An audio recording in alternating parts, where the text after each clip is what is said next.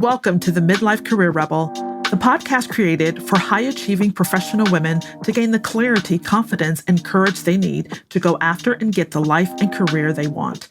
I'm your host, Dr. Carol Parker Walsh, lawyer, social scientist, brand strategist, executive coach, entrepreneur, and midlife career rebel. Each week, you'll learn strategies to manage your mind, navigate the challenges of midlife, and take control of your career so you can thrive doing the work you love. So if you're ready to tear up that rule book and create your own, you're in the right place, and I can't wait to show you how. Hey, Rebels! Welcome back to another episode of the Midlife Career Rebel Podcast. I am super excited today to bring you another interview with a midlife career rebel, Miss Catherine Grace O'Connell. This woman is an amazing individual. She has one of the biggest hearts in the world. She's excessively generous and has a passion for really changing the lives of women, particularly midlife women out there in the world. You know, we always joke that we are sisters from another mister. Because we've known each other for several years. And I mean, you know, I often don't connect to people so immediately, but with Catherine, it definitely was that case. And I'm so excited that she's here on in the podcast today. Catherine is an ageism positivist, an empowerment catalyst, and the founder of Forever Fierce Midlife Matters, which is a global Facebook community dedicated to supporting and celebrating the modern midlife woman. And she's the CEO of Midlife Media, which is a female-focused, message-based digital media agency where she is passionate about inspiring and empowering women at midlife and beyond, and to master modern midlife by mastering themselves, which I totally love. That is some badass shit right there. That is badass shit. We're going to start off with some four-letter words. Yes. I love it. I love it. So, you know, like I know the story, but I would love for you to share the journey for you, like the story from, you know, what sparked you to go from everyday Catherine to fierce revolutionary, you know, Catherine. Because I think people are so used to seeing the end of the story, right? Seeing all the glitz and the glamour, they don't realize that it is a process. It is a struggle to go from A to B. It's a commitment to self and to what it is that you want to accomplish. And I would love for you to just tell the story of how you just developed this amazing global empire. Thank you so much. And I'm so inspired by your sign behind you, Embrace Your Inner Rebel, because I really do believe that every single woman has one. And I believe that midlife really is the gateway, really for giving ourselves permission to tap into that more authentic self that's been in there all along. I apologize for Moxie, you know, making a little noise here. So my story, it's sort of the every woman's story. Obviously, we all have our own unique personal journey, but there's a universal story in there. And so mine was really, really being silenced at an early age and, you know, spending the rest of my life really trying to figure out who I was and finding that authentic voice, which came at midlife through a journey through Lyme disease. I had late stage Lyme disease. By the time I was diagnosed in spring of 2014, I basically was a dead woman. It was in my brain, had been there for over 10 years, and the doctors traced it back through 2 cases of spinal meningitis that were 10 years apart. So that's how we kind of knew. So by the time, you know, I was heard, it took a long time to be believed because I looked fine on the outside, but I was literally dying on the inside, metaphorical as well as literal.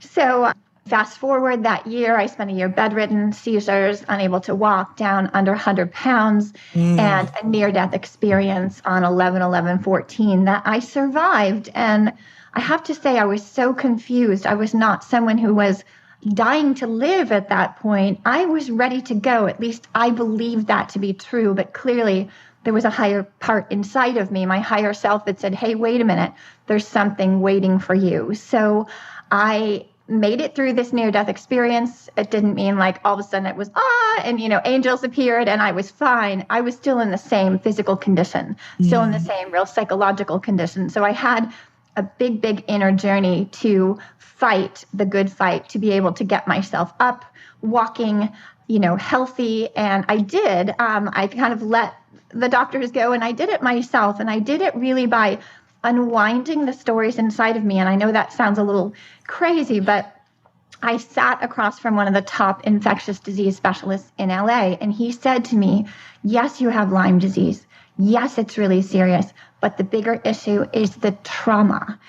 And I think many women can relate to that. So what that really means is, there's a time in a woman's life where she has to take responsibility for what she is telling herself. And so trauma is one thing. When trauma happens to us, the nature of trauma is it bypasses the conscious memory and it gets stored in our subconscious, and we attach a message and a meaning to it.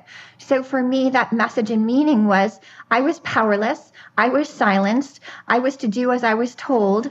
I was to smash my dreams down and live an inauthentic life, someone else's life, and do, things that really were not authentic to me or to my soul's journey. And so I had to start unwinding the trauma, unwinding what happened to me, unwinding also my allowing it. And again, it's not blame and judgment, but it is going, okay, at some point, I was disempowering myself to the point of literally almost losing my life.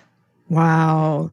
That is so powerful. I mean, it's one of the things that I talk a lot about on this podcast is around your mindset and how what was happening in your mind and the narratives and the stories that are buried deep within that we just assume are true, that we just have to follow, these ideas are just lies that have been stored within us that we have to overcome. And I love that you talked about that even though physically, there's something going on, but there's something still that you can do. There's something still in your control. There's still power that you have to be able to move through it and get to the other side of it. So I think that's amazing. So after all of this, how did you decide to start Forever First Media and where did all that come from? I mean, how did you pull out of that and to do this amazing work? Yeah, it certainly didn't happen overnight, but it never does. That's right. So fast forward to spring of 2015, and it wasn't like I was suddenly fine. I was going in and out. Like some days, of course, like anybody else, I would be like, okay, I've got this. Next day, I'd be back in bed again, like so frustrated. And so my daughter came over, and I could literally barely walk around the block. And she wanted to really shake and awaken me. So she said, hey, Mom, what would you do if you were well? And I said, I'd travel the world. And I'm like, what? Like, it was literally like another being inside of me with this voice. I'm like, where did that come from? So in that moment, I put my computer aside, because normally when you are in a life-threatening situation, much of your time is spent looking for answers and solutions and how other people did it. But what that does is keeps you trapped in illness. So there was a part of me, a bigger part of me, that wanted to be well. In order to be well, I couldn't think sick. I couldn't be sick. Even if that was my current reality, my future self really had a different story planned. And that story was one around wellness. So I think of illness and wellness as two circles, a light and a dark. Like my sweater here, one light, one dark. If you are to be well, there cannot be a tippy toe in the dark. There cannot be a tippy toe of your energy in the illness. So in that moment, I decided I was going to be well. I decided I was going to travel around the world. Okay, I never did it, but the bottom line is I went from not being able to walk around the block to creating this whole, global revolution, shall we say, for women at midlife and beyond. And this really stemmed from that moment where my daughter sparked something in me that I didn't know existed. And so from that, she was like, Mom, put on your clothes. We're going to start taking pictures. We're going to start an Instagram. I'm like, Instagram, what's that? Hashtags, what are that? I had no idea of any of this. But suddenly I had a bit of a purpose, and my daughter, nudging me behind me and saying, hey, you got this, you can do this. So from that, I instantly had people reaching out from all over the world saying, tell me your story. How are you doing this? I have Lyme disease. I have a chronic illness. Can you help me? And so in that year, I spoke to over 200 people personally on the phone, and helping others really what helped me to help myself. And it gave me a purpose so much bigger than me. And through that, I really began to heal. And, when we tap into our purpose in life, it really has this amazing healing power within us. So from that, I, launched the Fierce 50. As you know, you were part of the Fierce 50 and bringing really women over 50 at that point together, sharing our stories through our hearts and connecting, creating community, connection, celebration for something that really wasn't being celebrated. And from there, it was Forever Fierce, Revolution at that time, now Midlife Matters. And now we have over 8,000 women around the world, all through word of mouth alone, really showing us that women at midlife and beyond, so we changed it from over 50 to midlife and beyond, to really open and embrace all women of all ages, to show them that they deserve to be celebrated, they deserve to be relevant, they deserve to have their voices heard, they deserve to be seen. We're no longer invisible as long as we don't buy into that and we celebrate together. Yeah, that is so powerful. And I love that it started with this question, what would you do if you were well? Like that is so, I think we don't ask ourselves those type of questions. We don't ask ourselves, looking beyond the circumstance that you're in, if you were in the circumstance you wanted to be, what would you do? And then what's so powerful is to step into that. Like you said, and to step into your future self means you have to let go of where you are now, right? You have to almost own who that is today so that you can do the work that she needs to do and not be stuck in where you are right now. And like you said, not having one drop of that. And then created this massive global movement that has just helped so many people. And since then, you've been in New York Fashion Week. You've been featured in Good Housekeeping. You have been interviewing some major players around the world. I mean, your voice and the work that you have done has been so impactful and so inspiring. And so it's been amazing to watch. But I want to get back to this idea, of mindset, because like I said, I talk a lot about that, particularly fear that holds women back from going after what they want, fear of the unknown of the other side. If they were to not stay in, well, I know this illness or I know this, right? Sometimes we get in what I call the comfort fallacy of like, this is where, I need to stay. And it's scary to break out of that, to step into something that you have no idea on the other side what will happen or what it means. How were you able to break free from that? Or did you have like fear along the way? Like you said, it wasn't an overnight journey. Sure. I think it's so important to, be real. I think, at least in my experience, unless you're an enlightened being, you have fear. And fear is, if you think about it energetically, fear is a contraction, right? So it's a contraction of our energy, and it keeps us stuck in that comfort zone, which is really an uncomfortable comfort zone, because in order to get to that future self, we actually have to break out of that comfort zone. So, I have been on a deeply spiritual path for 30 plus years, as you talked about, the mind-body connection, be it spirituality, whatever. It's tapping into that deeper self inside, that deeper voice inside. So when I would get into a space of fear, I would really confront that inside of me. Like, what am I telling myself? Because usually when we're in fear, we are making up a story, right, about our own limitations, about what we can do and we can't do.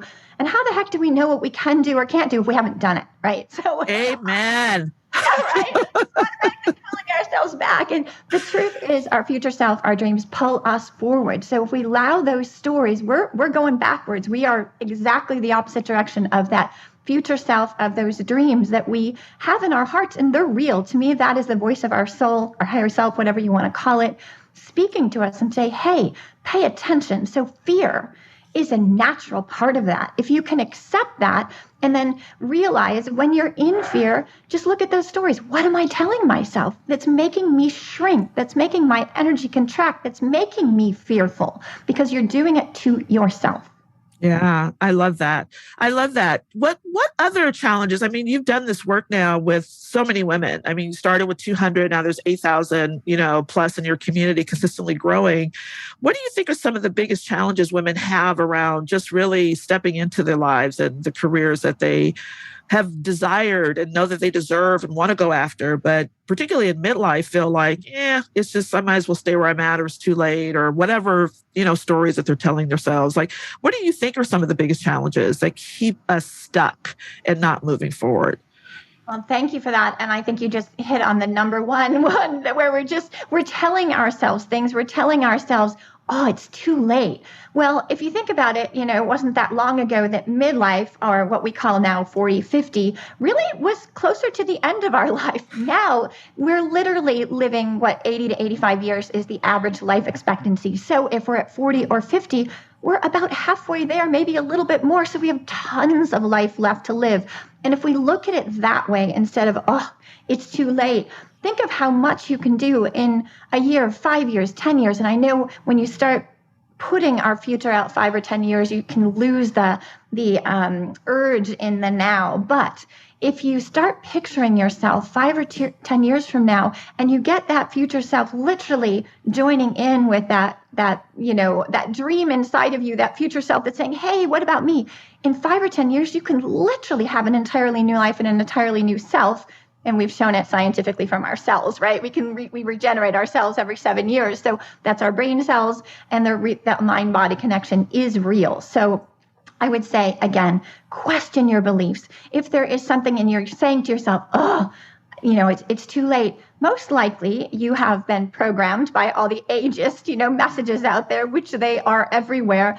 But those are old messages from older times. My mom's generation, my grandmother's generation, they were going on pensions, or, it really was retiring, not rewiring. And you are all about rewiring, which means thinking differently, which means creating new healthy brain cells and brain patterns that allow us then to move forward and not stay backward. So I would just say question yourself. Live those questions.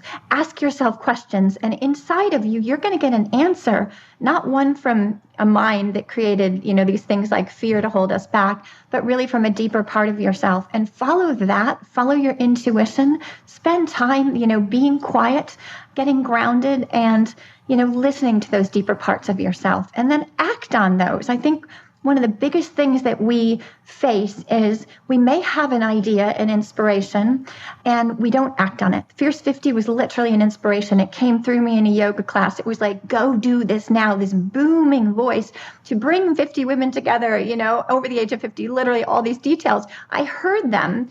And most people would go, and I did too, go, what? Like, how do I do that? I have no idea how to do this. I'm new in this world. But I acted on it. I left the yoga class. I got on the phone. I called some bloggers. We made this happen in a matter of a few weeks, none of us having any idea how to do it. So the majority of people will let that message go and go, oh, that's crazy. I can't do that. But yeah, maybe you don't know how to do it right now, but doing it will show you how to do it, right? Yeah. Yeah, and that's what brought us together, and all these women all over the world. So act on that inspiration, especially when you know you have a feeling it's coming from a deeper part of yourself. Yes, you are just dropping gold on here. I love it. I love it. And that is so true. I call it the treachery of the how. Like, we get this idea and then our brains are like, what? And they freak out. And then we get stuck in the, well, how can I do it? I don't know how to do it, so I'm not going to do it. But what you said is so true. It's like the knowing comes in the doing. Like, that's how you figure it out, by going after it and doing it. And what you talked about too, all the messages that that are fed to us as women in midlife. And I know part of your work, as an activist, is to really go against that. And you even have a media company that really, challenges that narrative out there. What type of things, have you been seeing or against women at midlife? And how have you been kind of combating that, using your media company to be able to do that? Well, I think that the number one thing, honestly, is, again, getting women out of our own way. And I don't mean that in a blame or shame way. I mean that from a messaging standpoint. So we have messages all around us. All the advertising, for the most part, is showing, 20-year-olds, 25-year-olds. And if you see somebody over 50, they usually have silver hair, and they're to represent every single woman over 50. I don't have silver hair, so I don't it isn't representative of us. And so that automatically, even though it's great, we're broadening a teeny bit, putting silver-haired women in there, it's still a stereotype. So there's stereotypes everywhere, and stereotypes exist because we are not challenging them. So it is up to us. Anytime we say, like, someone says, oh, you look beautiful. Yeah, for my age. Those kind of things. Yeah. Those are our own buying into stereotypes, buying into an ageist culture. So it's like, no, I look great. Period. I mean, I feel great. I am great. I am capable of all these things. I don't have to just be, in ads for wheelchair lifts and medications. I can be out there showing that, I'm 60 and I still paddleboard and, swim in 50-degree weather. Excuse me. So I think it's really up to us to bust those myths and stereotypes and stigmas. And every single time, just be really aware of our own language around the things we say about ourselves and about others, or even when we're thinking about others, judging them for whatever reason. For the most part, ageism begins with us and ends with us. Yeah. Beautifully said. Beautifully said. Now, how do you handle, or have you even had any issues? But, there's oftentimes when we go against the grain, when we try to go after our dreams, there's a lot of naysayers, a lot of haters, a lot of people who are trying to dissuade you that it's too hard, it's too much, so on and so forth, right? Because I always say that people can't see beyond their own limitations. And so when you try to do something beyond what they can see, they're like, whoa, Nelly, that's too much. Have you had that experience? And what have you done to just like shield them out or cut them out just so that you could keep moving forward and keeping your vision at the North Star for you? Sure. I mean, we live in this crazy world of social media, right? So there's a lot of haters out there.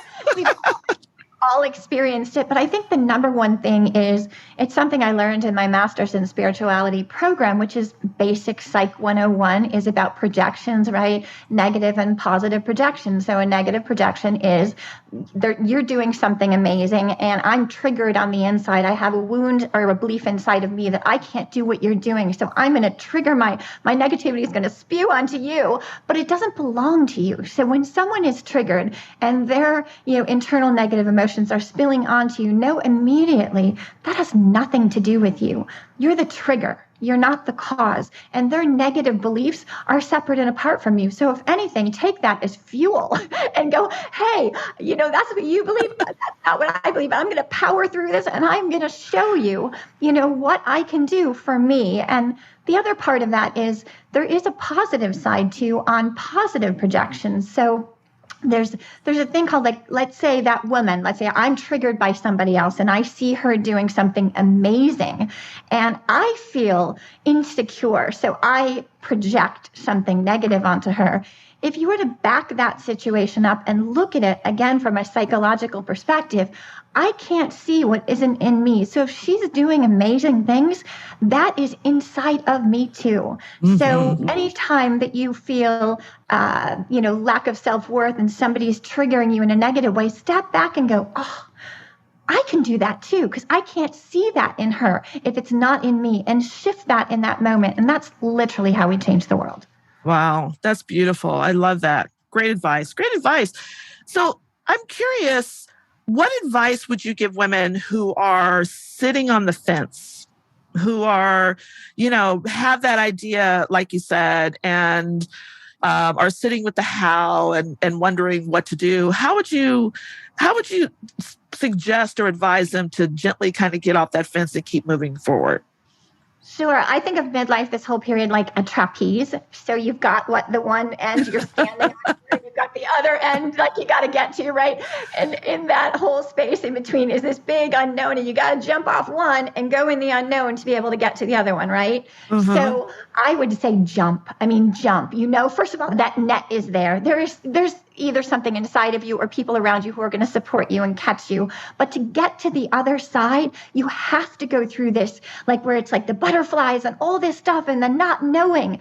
We're not meant to know. We're meant to figure it out ourselves. And in that figuring out, we can be a light for others too. We didn't know how to get from, the point A to point B. But once we get to point B, then there are all these other people. We have now opened up this universe going, oh, she can do it. She didn't know how to do it. So none of us know how. We don't know how until we actually do it. So you got to jump in order to do it, in order to go through the how. But no, fear is part of it. Questioning yourself is part of it. Having people, like you said, spew negativity is part of it. We have a brain wired for negativity bias. Like, that's part of the human struggle. So it's, when you're experiencing fear and that questioning yourself, just know that's all part of the process to get from that initial point, going through the unknown, and you're going to get to the other side as long as you keep moving forward and don't allow those things to stop you in the process.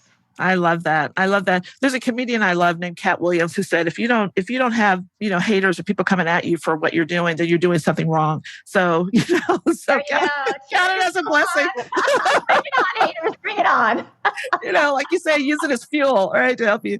One of the things that I believe really strongly in, and I think we share this, is that community is so powerful to we're not isolated individuals. And when you really have a tribe of people who are really with you and support you and are like-minded and moving in the right direction, it can be so powerful, particularly as women. The collaborative feminine power, I think, of us as women is just completely unstoppable. But I would love to hear, your thoughts around not only community, but, also having like coaches and mentors and people that can really help you move forward. Because I think with strong, smart, intelligent women, sometimes we think we have to figure it out all on our own.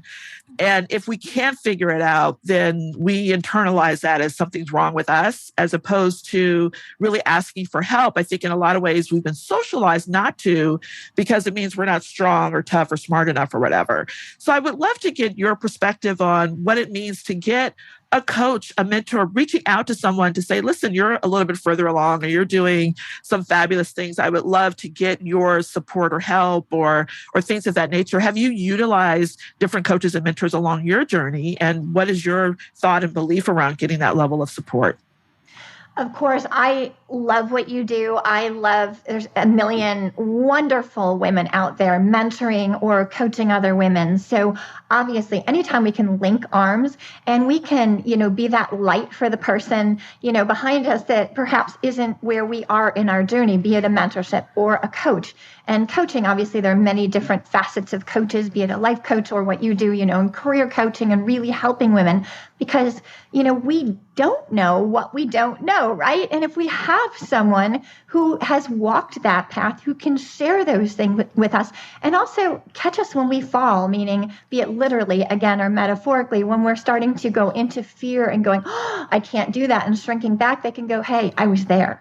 Like, I know exactly how you're feeling right now, and this is all you need to do, and I'm right here to, pull you forward. Again, that coach is the higher part of yourself or your dream that's pulling you forward. When you have that, natural inclination to go backwards, that coach is there to help you light the way, share tools, resources, guidance, maybe connect you with other people. And the other part of that is we live in a crazy time right now, the whole pandemic that, 2 years plus we're in. So the way our brain is wired for connection. So right now we're very disconnected. So we need that connection more than ever.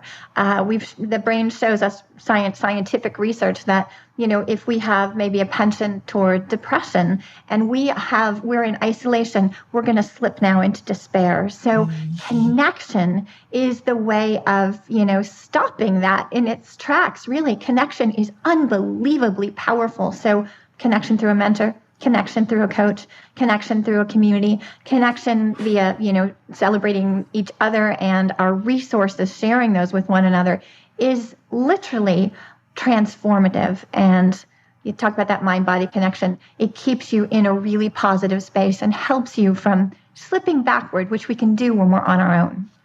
I love that. So I would love, I ask people, because, I have this Midlife Career Rebel podcast, like, what do you think? What does that word mean to you? What does it mean to be a midlife career rebel? Well, I think to be a rebel, we're bucking the system, right? We're bucking the trend. We're bucking the culture. We are literally busting out of that comfort zone and showing other women that they can rebel too. And I think there's an outer rebellion and an inner rebellion. And the biggest rebellion that we'll ever face is the one inside of ourselves, in our mind. Yeah. That are holding us back. So our heart really is what tells us the truth, and our minds are what make up all kinds of stories and lies and things. And again, know that we're programmed that way. Like literally, our brain has a negativity bias. So we're going to hook onto the negative rather than the positive. So it's up to us to change that. And that is changeable. So we have to rebel from our own self on the inside. And that self is our small self, our ego self. That ego is designed to keep us small. Our ego is designed to keep us in the comfort zone. So anytime we feel that, I like to think of it like that warmer, colder game we play when we're kids. There's expansion and there's contraction. The expansive self is always our higher self. Our contracted self is always our ego. So anytime we're in fear, immediately that's the wrong place inside. It's coming from the wrong message. So we have to challenge that. So anytime we feel contracted, stressed, worried, in the past, any of that, we need to challenge that, rebel against what we're telling ourselves on the inside in order to push forward and go toward that future self in our dreams. I love it. I love it. So much fabulousness. You are just a wealth of wisdom. I see why you are just changing lives and empowering women to do amazing things. I mean, thank you so much for sharing your wisdom and for being here. What's next for you? What's on the horizon? Good question, sister. Well, you're my TED Talk. Here I am bowing to you. So I am working on a TED Talk right now. And I've got a book. Yeah. So it's time to take things to another level. And maybe you'll be my little mentor, big mentor, beautiful mentor, with all kinds of massive wisdom and, decades of experience in this. Because really finding my voice is one thing. Now we find our voice, but we need to use our voice out there to really, spark women and wake them up and get them to be this rebel on the inside. So that's my next part of my journey. And I can't wait to follow in your footsteps. I love that. How can people find this community or be a part of it? So Forever Fierce Midlife Matters is on Facebook. So you can find it there. You can find it on my website, KatherineGraceO.com. You can also find it on Instagram at KatherineGraceO. Everything is linked in there, my LinkedIn profile. And my podcast is there as well. So pretty much anything that I'm doing is on my website, KatherineGraceO.com. Or you can, like I said, want to join the community, come on over to Forever Fierce Midlife Matters. We are the tribe with the kind vibe, and we'll be there waiting with open arms and open hearts. I love it. And I'll definitely put all of the links in the show notes so that you can access it. So, Katherine, I just want to thank you so much for taking time out of your day to be here. This was inspirational, magical, empowering, and all the things. So thank you so much for joining us today. I appreciate it. Thank you for having me, and keep rocking this crazy world that we're in right now. You're doing amazing things to empower women, and I'm deeply inspired by you. Thank you. I appreciate that. Well, listen, that's all we have for you today, Rebels. If you love this episode and are loving this podcast, be sure to subscribe and share it with your friend, colleagues, or anyone else who you think would love to hear it. I mean, the inspiration and wisdom drop today alone is just something you want to replay and listen to again and again so it sinks in. So until next time, have an amazing rebellious week. See you next time.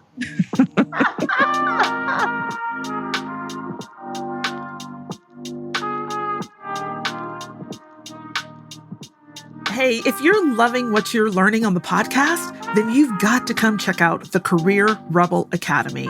It's where you'll get the individual help and support you need applying the concepts and strategies you're learning here and so much more. You'll be joined by a community of other rebels just like you, and I'll be there as your guide every step of the way. If you're genuinely looking to change the course of your life and career, I promise you, this is the place you'll want to be.